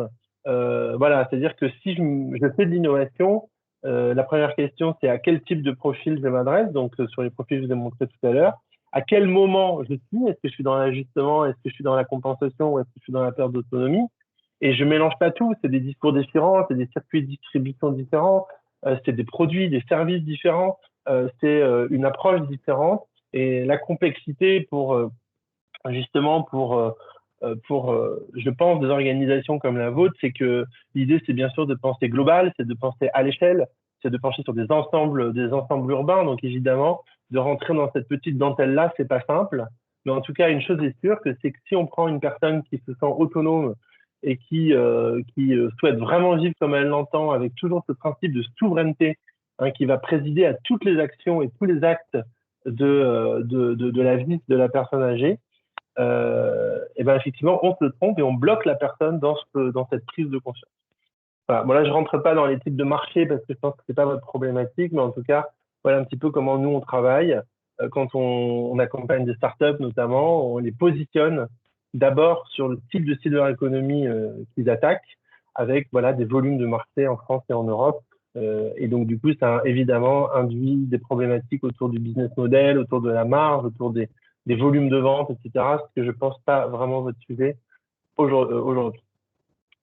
Alors pour terminer, hein, quelques signaux faibles de cette société de la longévité, hein, donc c'est-à-dire cette société où on a 30% de personnes, on a 30% de personnes qui ont plus de 60 ans. Je l'ai dit, hein, vraiment le signal, je pense qu'il n'est plus un signal faible, c'est bien sûr l'approche numérique, la dimension numérique, la connectivité du senior, quel qu'il soit. C'est-à-dire qu'il faut imaginer qu'il y a à peu près 20 ans, donc dans les années 2000, les personnes qui partaient à la retraite, on avait encore des personnes qui, dans le tertiaire, par exemple, n'avaient pas de poste de travail informatique, n'avaient pas de smartphone. Aujourd'hui, des gens du tertiaire, hein, c'est quand même le gros contingent des salariés en France. Quand ils partent à la retraite en 2020, en 2015, en 2010, ils ont tous été confrontés à la micro-informatique et à l'Internet pour la plupart. Et pour les personnes qui n'ont pas été avec des postes de travail informatique, il y a un taux de pénétration des smartphones aujourd'hui qui est tel qu'en fait, ils développent des compétences numériques, très importantes. Il faut savoir que la pandémie a énormément développé les compétences numériques des seniors, puisque dans le cadre de l'isolement qui a eu lieu, les gens ont été obligés de s'y mettre, ont été obligés d'utiliser les boucles WhatsApp parce que sinon ils n'avaient plus aucun contact avec leurs proches, les réseaux sociaux, etc. Il y a vraiment une recrudescence de l'usage en fait du numérique, et en fait ça a été vraiment le pied dans la porte. Voilà, moi je pense à une senior que j'apprécie beaucoup de la communauté bénévole qui me disait, voilà, elle a 78 ans et elle disait mais je comprenais pas mon petit-fils avant qui passait son temps sur son portable. Maintenant, voilà, avec la pandémie, j'ai découvert tout ça, je peux plus m'en passer, je le comprends parfaitement. Donc maintenant, c'est des jeux vidéo, maintenant c'est des réseaux sociaux, c'est des YouTube, etc., etc. Donc ça, c'est un point très important, c'est qu'on peut pas envisager l'avenir sans le numérique, et que la fracture numérique aujourd'hui, avec ces 4 millions de personnes exclues du numérique, elle existe, mais elle est surtout, elle touche surtout des gens qui sont très âgés et des gens qui sont c'est surtout une fracture sociale en réalité, puisque ce sont des gens, voilà, qui sont issus de milieux plutôt défavorisés, plutôt précarisés. Et clairement, cette fracture, elle tend à devenir une fracture sociale et territoriale plus qu'une fracture au niveau de l'âge. Après, on a 3 grands secteurs qui sont en plein boom, quoi, hein. Bien sûr, le service à la personne, la formation, le service à la personne. Je retiens dessus, ça vous connaissez parfaitement. Et là, peut-être le point 3 et 4, 3, 4, 5, on va dire, je pense que c'est des points qui peuvent vous intéresser directement. avec une très forte proportion des gens qui veulent vieillir, bien sûr, au domicile et qui sont prêts à adapter leur habitat. Alors là, on est vraiment dans l'adaptation. Effectivement, aujourd'hui, les entreprises, les PME qui sont sur le plan de l'adaptation ont des résultats et des croissances à 2 chiffres. Mais ce qui est intéressant, c'est peut-être le point numéro 4, c'est que la génération là, dont j'ai parlé tout à l'heure, qui sont encore assez jeunes et totalement autonomes et qui n'ont aucune transformation de leur quotidien par le vieillissement, ces gens-là ont conscience du parcours résidentiel, c'est-à-dire de la mobilité résidentielle. Ils savent très bien qu'à un moment donné, un habitat, par exemple, en zone périphérique non adapté, on ne peut pas forcément l'adapter déjà au vieillissement et qu'à un moment donné, il va falloir le quitter, il va falloir partir pour pouvoir vivre dans une résidence senior, dans un centre-ville, dans de l'habitat réhabilité, etc., des nouveaux quartiers. Ça, c'est quelque chose qui est assez nouveau, c'est-à-dire que la mobilité résidentielle pour des gens qui ont plus de 80 ans aujourd'hui, elle est proche de zéro. Des gens qui veulent pas bouger, et quand ils bougent, en fait, c'est en situation d'urgence, malheureusement pour eux. Alors que des gens qui ont aujourd'hui 70 ans, la mobilité résidentielle, c'est quelque chose qui est acceptable, complètement acceptable dans leur approche. Et puis, bien sûr, la mobilité, vous en avez parlé un peu tout à l'heure. Il faut savoir que les gens qui vont avancer dans l'âge, dans les 5 à 10 ans à venir, sont des gens qui ont connu la démocratisation du transport, qui ont aussi souvent bénéficié de la mobilité géographique professionnelle. Donc, ils savent qu'on bouge dans une vie. C'est pas forcément des gens qui sont restés toute leur vie au même endroit. Et ce qui fait qu'en fait, la mobilité, c'est vraiment la problématique clé pour eux. Et la mobilité, ça passe par le transport public et aussi la mobilité douce, la ville du quart d'heure dont vous parliez un peu tout à l'heure, où en fait tout doit pouvoir se faire à pied, avec des trottoirs adaptés, avec du mobilier, avec voilà, tous les 300 mètres, la possibilité de se poser, etc. Ça, c'est très important. Et aujourd'hui, l'aménagement de la ville est parfois complètement à l'encontre, en fait, de ça, notamment par rapport aux mobilités douces. Alors là, je peux parler pour la ville de Paris, où en fait, les mobilités douces ont été extrêmement développées, à tel point qu'en fait, la personne âgée n'a plus du tout sa place dans la ville, puisque la mobilité douce, en fait, génère en fait des flux contradictoires, hein, donc de vélos, trottinettes et autres, avec une très forte rapidité qui empêche en fait la personne de se repérer dans l'espace. Ça pose des vrais problèmes. Et qu'est-ce que fait la personne âgée en difficulté dans ce moment-là? Bah, tout simplement, elle renonce au déplacement. Et quand on renonce au déplacement, bah, c'est le début d'un phénomène qui est bien connu, hein, des gériatres, qui s'appelle la déprise. C'est-à-dire qu'en fait, bah voilà, mais non, je ne vais pas aller au centre commercial, mais non, je ne vais pas faire mes courses aujourd'hui. Parce qu'en fait, il y a plein de prétextes, il y a toujours une bonne raison. Et donc, en faisant ça, bah, on a un risque de chute, de perte musculaire, on perd du lien social, on perd des stratégies d'adaptation au monde extérieur, et on se replie, etc., etc. Et ça va très, très vite. Et en fait, ça commence par l'accessibilité dans la ville, l'accessibilité au logement, l'accessibilité des trottoirs, etc., des commerces, avec aussi l'accessibilité au logement, par exemple, via l'ascenseur. L'ascenseur, c'est beaucoup plus clé que ce qu'on peut imaginer. Je pense que ça, c'est des problématiques que vous connaissez parfaitement. Voilà, je m'arrête là. Je ne sais pas en fait de combien de temps je disposais. Je ne sais pas si je suis dans les clous ou pas. En tout cas, j'ai vu passer des questions, je ne les ai pas encore vues. Je vais les regarder, je vais répondre. En tout cas, si mon propos vous intéressait, vous retrouverez pas mal de choses dans les 3 essais que j'ai écrits sur le sujet.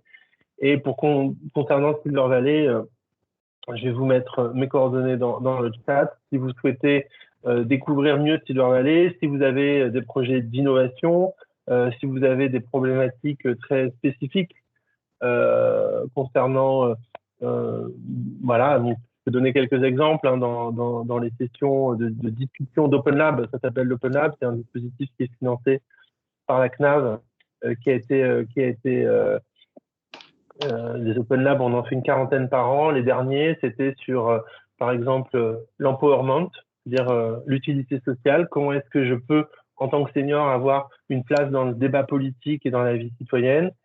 C'était l'engagement bénévole. Ça a été pour la Croix-Rouge. Qu'est-ce que c'est que l'engagement bénévole? Pourquoi est-ce qu'on s'engage? On a travaillé sur la fin de vie aussi. Voilà, on a travaillé sur l'agroalimentaire, on a travaillé sur l'adaptation de l'habitat, on a fait un gros travail par exemple sur la salle de bain. Enfin, voilà, on fait plein de choses de ce type-là dans les Open Labs. Donc, on peut répondre à pas mal de questions, mais toujours avec des méthodes de sociologie applicative, hein, c'est vraiment l'objectif, ou d'ethnographie, avec donc une communauté de personnes qui sont sur le sujet. Alors, donc, voilà, merci. En tout cas, je regarde des questions. Merci beaucoup, M. Monet, donc, pour cette présentation. On reprend le contrôle. Oui. Pardon, hop, je vous laisse faire. Voilà. Ouais, moi je voulais, merci beaucoup donc Monsieur Monet. Je voulais, mais, avant de passer aux questions, je pense que votre présentation comme celle de Laure vont susciter un certain nombre de questions. Il nous reste à peu près 20 minutes pour échanger, mais avant de débuter la phase des échanges, là on a mis quelques éléments de cadrage de questions, mais c'est tout à fait incitatif, hein, c'est pas du tout normatif. Je voulais passer la parole à Karen Bouvet de la Banque des Territoires, pour qu'elle nous parle un peu de l'expérience qu'elle a menée sur une démarche qui s'appelle Viager-Vie. Donc, elle nous a rejoint, Karen, tout à l'heure, et je voudrais que l'inviter pendant quelques minutes à nous présenter effectivement le travail qu'elle fait, très, très intéressant sur la prise en compte justement du vieillissement dans la société. Karen, tu nous entends? Oui, vous m'entendez? Oui, on t'entend très bien. Je te passe la parole pour 5 minutes, Karen. Ouais, à peine, parce que là, s'il reste que 20 minutes d'échange, voilà. Donc, en tout cas, Viager-Vie, effectivement. Moi, je suis Caisse des dépôts et consignation à la Banque des Territoires, et on a lancé en 2018, il y a pas mal de gens d'ailleurs qui sont branchés, je pense à Laurence, je pense à Claude Bertolino, je pense à Peggy. On a lancé une démarche exploratoire et d'expérimentation qu'on appelait donc Viager-Vie, qu'on voulait créer. Voilà, l'idée, c'était de dire, on partait des mêmes constats, donc je vais pas refaire les constats que vous avez tous faits là, sur le fait que les personnes âgées, elles sont majoritairement propriétaires de leur logement, qu'elles veulent rester à domicile, mais dans quelles conditions? Voilà. Et donc, on a essayé de créer un partenariat avec les collectivités locales. Donc, tout le monde a participé, à la ville de Marseille, la métropole d'Aix-Marseille, la région, le département, un dispositif d'intérêt général qui permettrait de maintenir à leur domicile les personnes âgées propriétaires dans les bonnes conditions. C'est-à-dire qu'on soit assuré que ça soit bien. Et donc, on a trouvé un modèle économique et un modèle juridique. Donc, le modèle juridique, il est basé sur le principe du viager social en viager occupé. Voilà, ça permet de solvabiliser les besoins de service, ça permet à la personne âgée de rester à domicile tout le long qu'elle veut, et si un jour elle est obligée de quitter son domicile, sa rente est augmentée. Quand on a trouvé ce modèle économique et ce modèle juridique, nos partenaires publics, et dont la Caisse des dépôts, on s'est lancé dans un démonstrateur. Donc aujourd'hui, au moment où je vous parle, nous sommes dans une phase de démonstrateur. Et donc du coup, sur Marseille, nous avons été habilités à monter une société avec Solia Provence, qui est aussi branchée, pour acquérir des logements en viager occupé. Et nous sommes associés à la Poste avec une offre qui s'appelle Vivre à domicile, puisqu'effectivement, tout à l'heure, je vous entendais parler de lien social. On se rend bien compte que les personnes âgées, ben voilà, le lien social, il faut être assuré qu'elles y soient. Donc nous, on voulait monter cette société en étant assurés qu'elles vivent bien chez elles. Voilà, donc c'est Vivre à domicile. Donc voilà où nous en sommes. Qu'est-ce que je pourrais vous dire d'autre? C'est comme un laboratoire. C'est fait à Marseille. Tout le monde est autour de la table. Et on a démarré. On a fait notre première acquisition de logements, puisque la société, pour votre information, a été matriculée en décembre 2020. Les équipes sont en place. Ce que je propose aussi, c'est de mettre dans le chat, on a un petit film qui présente l'offre, pour ceux qui voudront regarder. Alors attendez, c'est pas ça. Je me suis trompé. Voilà, je vous mettrai dans le chat le petit film, où je ne pense pas que je puisse la projeter. Donc, je me suis trompé. Ok. Merci Karen pour ta contribution. On sera intéressé de voir effectivement les éléments documentaires que tu nous permettras de regarder. Oui. Peut-être que je vais redonner la main à Clémentine pour qu'elle gère un peu le volet. Il y a déjà un certain nombre de questions qui ont été posées dans le cadre du chat, et je lui passe la main là pour gérer les questions et les réponses. Il y a eu quelques questions, en effet. Donc, il y avait une question peut-être assez générale sur définir la société de longévité dont parlait Nicolas Menet. Donc, c'est peut-être un peu une question assez large, mais il y avait une question sur l'étude de marché aussi. Une personne voulait en savoir plus donc sur l'étude de marché. Et après, c'était plutôt des commentaires, en fait, voilà, sur peut-être il y avait un commentaire sur le fait que la France soit en retard sur l'espérance de vie en bonne santé, car la prévention ce serait trop faible. Voilà. Ok. Monsieur Menuel, sur les deux premières questions, vous apportez des éléments de réponse? J'ai dit, la société de la longévité, c'est tout simplement une société qui n'a jamais existé auparavant, où on a 30% de la population qui a plus de 60 ans, qui vieillit, mais qui ne vieillit pas comme on l'a toujours imaginé et qu'on a toujours géré, à savoir dans une approche déficitaire ou une approche pathologique. C'est ça, en fait, la société de la longévité, c'est vraiment une société où tous les âges coexistent avec des besoins et des attentes spécifiques, avec une problématique complexe, comme j'ai essayé, j'espère, de le montrer, en voyant bien effectivement la complexité des différents profils, la complexité des enjeux. C'est ça qu'on appelle la société de la longévité, puisque la longévité n'existait pas avant dans les conditions qu'elle existe aujourd'hui. Enfin, c'est ça l'idée, quoi. Après, je sais pas si ça suffit, mais voilà comment je le définis d'ailleurs dans mes ouvrages. Nous avons une question de Christian Apotelos, donc, qui est journaliste. Pourquoi ne libère-t-on pas le prêt hypothécaire pour rendre liquide un patrimoine colossal? Alors ça, je sais pas si ça s'adresse à moi, mais en tout cas, on a travaillé sur la question avec des acteurs du viager mutualisé, par exemple, ou qui travaillent aussi sur des nouveaux modèles, des modèles notamment américains qui permettent de liquéfier un patrimoine en très peu de temps. Aujourd'hui, en fait, c'est un vrai sujet. Il y a deux problèmes. Il y a un problème réglementaire où en fait, voilà, il y a la profession, il y a des professions qui ne jouent pas vraiment le jeu. Notamment avec des notaires qui ont des délais, comme vous le savez, qui sont très très longs, etc., qui n'ont pas du tout conscience de cette logique-là. Et puis après, bien sûr, il y a un vrai frein de part de la personne elle-même, qui a énormément de difficultés, en tout cas pour les personnes âgées aujourd'hui.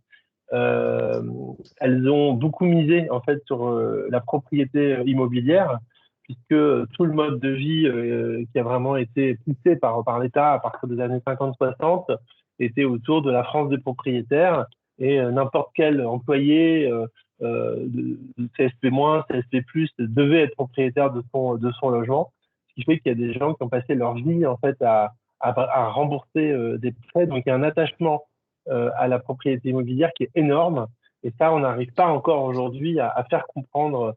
Voilà. Donc aujourd'hui, ce sont surtout des personnes âgées qui ont ce besoin-là, très âgées qui ont ce besoin-là. Comme je le disais tout à l'heure, c'est quelque chose qui devrait sans doute tendre à se simplifier pour les années à venir. Mais peut-être que la personne qui s'occupe de ça aura plus d'éléments de réponse. Oui, Karen Bouquet, juste, donc effectivement, Viagévie est basée sur cette liquéfication du patrimoine.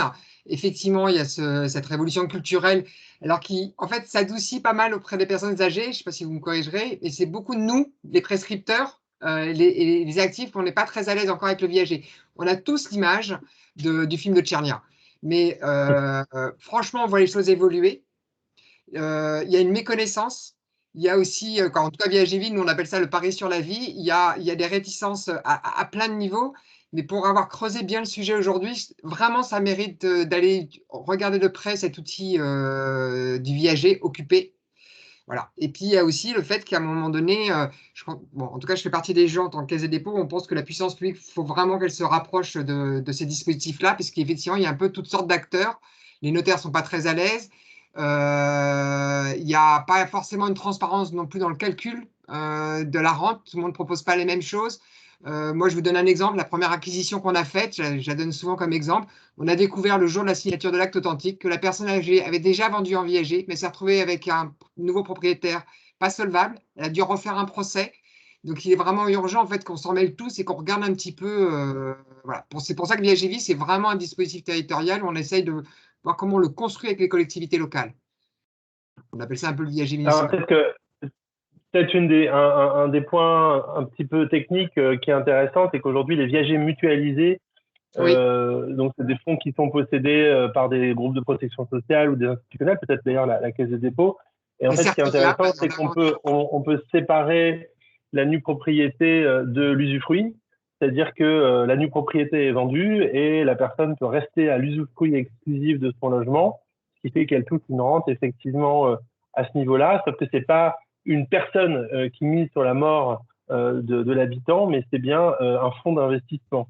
Donc ça, c'est des choses qui sont très intéressantes, mais clairement, comme vous l'avez dit, il y a toujours cette image de viager qui est très compliquée à faire sortir de la tête des personnes, que ce soit les acheteurs ou que ce soit... Il y a très peu de transactions en fait en viager qui se fait alors que le potentiel est énorme. Claude Bertolino. Oui, moi, il me semble important de revenir sur la transparence, comme l'a évoqué Karen Bouvet, et la dimension publique. Ça sécurise énormément les personnes âgées et leurs familles. Parce qu'en fait, je pense que c'est un point qu'on n'a pas évoqué jusque-là, c'est effectivement notamment descendant, à la fois pour la personne âgée ou le couple de personnes âgées concernées par éventuellement le viager, et aussi sa famille et ses enfants qui adhèrent ou pas au dispositif et n'ont pas l'impression d'être spoliés. Donc je pense qu'il est important d'évoquer ces sujets sous l'angle à la fois bien évidemment financier, mais aussi acceptation. Et dès lors, pour l'acceptation, de mon point de vue, c'est vraiment la transparence et l'intérêt général, la dimension publique qui sécurise énormément et les familles et les personnes concernées. Et je reprends l'expression aussi, Monsieur Menet, que tout à l'heure vous disiez, j'ai bien aimé votre image sur le fait que quand on vieillit, voilà, c'est une petite pente douce qui monte. En fait, on se rend compte aussi avec l'expérimentation de l'IAGV, c'est que les personnes âgées elles veulent rester à domicile, mais plus elles vieillissent, plus c'est compliqué. Et la charge mentale de la propriété est compliquée. Et du coup, à gérer ça. Et donc, ce qu'on a essayé de faire, ce qu'on essaye de faire, mais on vous invite tous à venir autour, hein, c'est pour ça qu'on a ce démonstrateur avec la Poste et Solia, c'est comment on s'organise sur un territoire. Moi, j'appelle ça une stratégie d'alliance, c'est que personne n'a la réponse tout seul, et c'est en alliant nos compétences les uns et les autres, tant réglementaires que de métier, que du coup, on arrivera à proposer une solution de maintien à domicile pour les personnes âgées de qualité. Je sais pas si c'est voilà.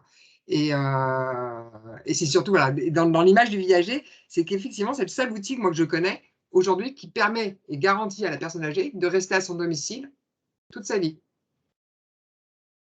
Toute sa vie tant qu'elle le peut. Et il faut savoir, quand elle part en EHPAD, si jamais c'est un choix, elle libère son logement, donc il y a effectivement recomposition du logement, la rente est augmentée. Donc ça solvalise vraiment les besoins de service. Voilà. Merci. Je relais une question de Monsieur Escribano. Dans le 13, dans le département des Bouches, il y a 25% de foyers pensionnés et retraités sous le seuil de pauvreté et 50% qui ont moins de 1660 € mensuels. Quelle est l'implication des bailleurs sociaux pour développer des API dans le parc social? Alors, quelques éléments, mais localement, honnêtement, on n'a pas recensé effectivement ce type de logement, parce que comme je le disais, c'est quelque chose qui est vraiment très diversifié, ça peut prendre énormément de formes, mais il est clair que nationalement, en tout cas, effectivement, les bailleurs sociaux s'impliquent dans tout ce qui est foyer de logement intergénérationnel, mais avec une prise en compte des niveaux de ressources des personnes âgées et du degré d'isolement. Donc oui, les bailleurs sociaux sont pleinement impliqués, en tout cas je pense. Et d'ailleurs, si on pense à l'habitat participatif, qui peut aussi intéresser une partie des personnes âgées, notamment les plus jeunes, si on peut dire comme ça, les bailleurs sociaux, c'est grâce à eux que aussi parfois l'habitat participatif est impulsé, et en tout cas impulsé et permet de sortir, de devenir concret pour des ménages. Donc, je ne peux pas vous dire précisément dans les Bouches-du-Rhône quels sont les projets. En tout cas, il est clair que oui, les bailleurs sociaux sont un des acteurs, parmi les acteurs importants du développement de cet habitat, de ce nouveau mode d'habitat. Merci Laure.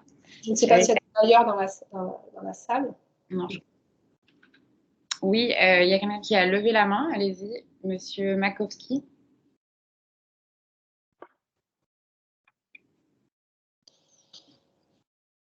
On ne vous entend pas. Je ne sais pas si vous parlez, mais... Non, toujours pas.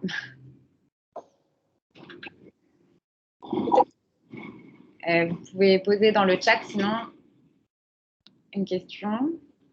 Est-ce qu'il y a d'autres questions, des personnes qui veulent prendre la parole ou poser une question sur le chat? Pour les personnes qui ont demandé plus d'informations, donc il y a eu Nicolas Menet a laissé son mail. Moi, vous avez mon mail, donc n'hésitez pas si vous avez d'autres questions.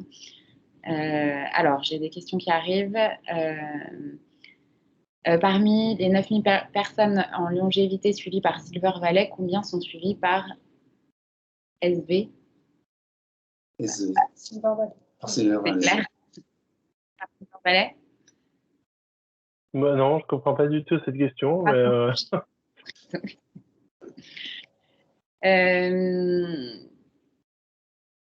alors, à mon avis, c'était plus parmi les 9000 personnes en longévité.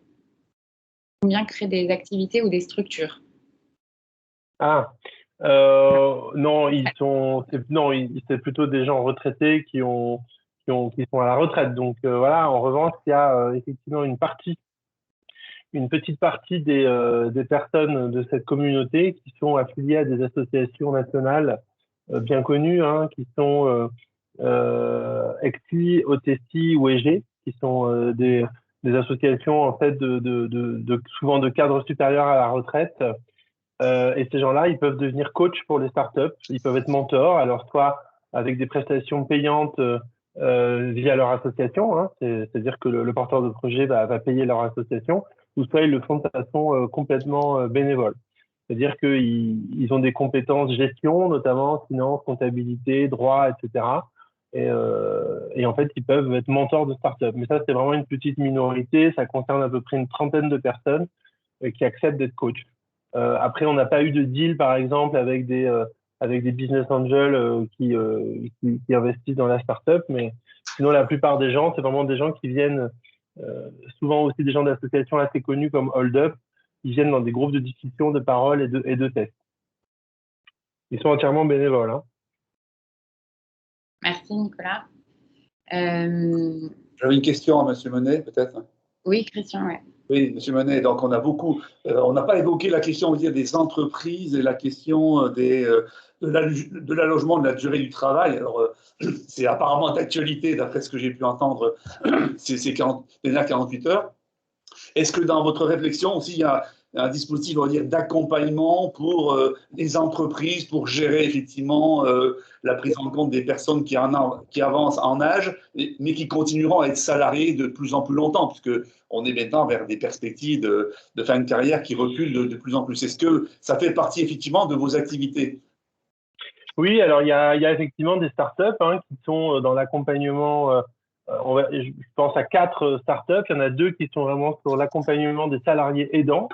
Donc, on n'est pas vraiment sur le problème du passage à la retraite. Donc, je pense par exemple à Present Care ou Tilia, qui sont en fait des conciergeries pour les salariés aidants qui sont pas forcément jeunes non plus, mais qui sont pas dans le passage à la retraite.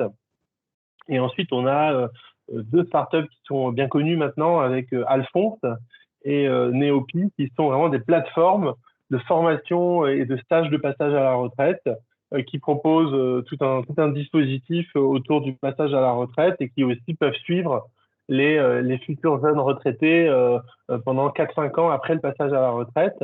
Voilà, pour donner un exemple, donc vous commencez à préparer votre retraite vers 58 ans. On a vu tout à l'heure, on part en moyenne vers 62 ans. Donc 58 ans, c'est souvent là où on prend son dernier poste à responsabilité, par exemple quand on est cadre dans une entreprise ou quand on est dans l'entreprise. Hein, donc dans le tertiaire, encore une fois, hein, on parle beaucoup des grosses masses. Ensuite, il y a vraiment le passage à la retraite avec une phase vraiment purement administrative, hein, dont tous les retraités vous parleront, qui leur pose beaucoup de problèmes. Et ensuite, on a une phase qui peut durer jusqu'à 3-4 ans de formulation du projet de vie. Et selon les dernières études qu'on a pu faire, vraiment l'âge pilier, en fait, c'est vraiment 64 ans, où l'identité en fait de retraité est acceptée par la personne, où on commence à formuler des projets de vie, etc., en dehors du travail, puisque on perd en fait son identité professionnelle. Encore une fois, pour ces générations-là, l'identité professionnelle est souvent l'identité prépondérante de la personne. Et donc, c'est à 64 ans qu'on a fait un petit peu ce deuil et qu'on commence à formuler des projets de vie. Et ensuite, dans les années qui suivent, on va mettre en œuvre ces projets de vie. Donc, il y a des startups qui sont vraiment sur tout l'accompagnement. Et puis, vous avez aussi des groupes de protection sociale. Je pense encore une fois au groupe AG2R La Mondiale, qui a vraiment créé des plateformes d'accompagnement des programmes d'accompagnement très complets sur à la fois les éléments patrimoniaux, pension de retraite, assurance, etc., mais aussi sur les éléments autour des projets de vie, donc que ce soit l'adaptation de l'habitat, l'engagement bénévole, et l'utilité sociale prend beaucoup de place aussi à ce moment-là. Donc oui, il y a des projets d'innovation qui sont vraiment sur ce passage à la retraite. Après, si vous me demandez mon avis sur l'allongement du travail, moi je suis totalement pour, mais pas pour les raisons politiques qu'on connaît. Je suis pour parce que en fait, toutes les études montrent que le travail, en tout cas une activité contraignante, est finalement très bon pour la longévité. Voilà, c'est motivant, ça oblige en fait à s'adapter à des situations complexes. C'est très bon en fait, hein. Tous les gériatres le recommandent. Ça ne veut pas dire qu'on doit travailler jusqu'à 70 ans, mais en tout cas, si on devient bénévole ou ce genre de choses, si on a des contraintes en fait, finalement, c'est ce qu'il y a de mieux pour mieux vieillir en fait, bizarrement, paradoxalement. Merci. Merci. Je pense qu'on va conclure parce qu'on arrive à la fin du webinaire. Il y a eu des coordonnées, dans le chat, il y a plusieurs personnes qui ont échangé leur email, voilà, des commentaires. Donc, voilà, après, si vous avez d'autres questions après le webinaire, vous pouvez m'envoyer un mail aussi ou m'appeler. Il n'y a pas de problème. On vous enverra la présentation et on mettra en ligne aussi le replay, l'audio de ce webinaire. Christian, je vous laisse peut-être le mot de la fin. Merci Karine, merci Clémentine, pardon. Oui, déjà remercier nos intervenants, donc Laure Vidal de la gamme, Nicolas Menet, effectivement, pour la compétence et la connaissance vraiment très importante du sujet et les interventions des personnes qui ont posé des questions et de Karine Bouvet qui a porté un peu à connaissance l'expérimentation très intéressante qu'elle porte avec d'autres partenaires.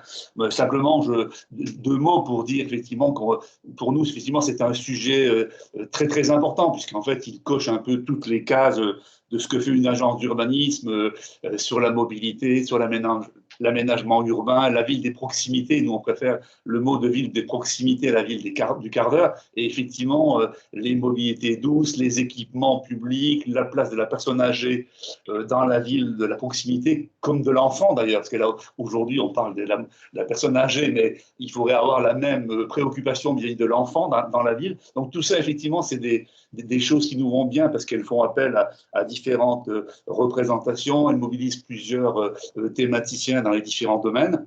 Et comme le disait aussi Karen, et j'aime bien cette formule, la stratégie d'alliance, on voit bien effectivement que les acteurs publics comme les acteurs privés doivent plus encore travailler ensemble, que les sujets ne sont pas simples. L'exemple que M. Menet prenait sur Paris est édifiant. Je veux dire, on développe la mobilité douce, nous-mêmes, nous, dans les agences, on développe la mobilité douce et alternative, et on voit effectivement que pour les personnes âgées, c'est plutôt une contrainte de développer la mobilité douce avec les conséquences en termes de sécurité pour les personnes âgées. Donc oui, il y a beaucoup de contradictions qu'on a du mal à surmonter, mais c'est aussi le plaisir de nos métiers que d'essayer de trouver des solutions à tous les sujets. Et le dernier point, c'était on est content, nous, à l'agence, effectivement, d'assumer un peu notre rôle un peu de scène de dialogue, de plateforme d'échange. Et effectivement, on voit bien que sur ces sujets-là, comme sur d'autres, entre techniciens, on a besoin de se rencontrer, d'échanger nos expériences pour progresser collectivement, parce qu'il y a plein de choses à faire et on aura l'occasion de le montrer aussi prochainement dans d'autres sujets qui intéresseront beaucoup de partenaires. Donc encore merci aux intervenants et merci aux nombreux participants. Je crois qu'on était plus de 50 ou pas loin de 60, je crois, au pic de cette matinée de travail. Donc merci à toutes et à tous. Et bonne journée. Et puis on se reverra effectivement dans ce cadre-là ou en présentiel à la rentrée. On prépare un certain nombre d'événements donc à la rentrée prochaine. Merci et bonnes vacances et bel été à toutes et à tous. Merci à vous. Au revoir. Merci.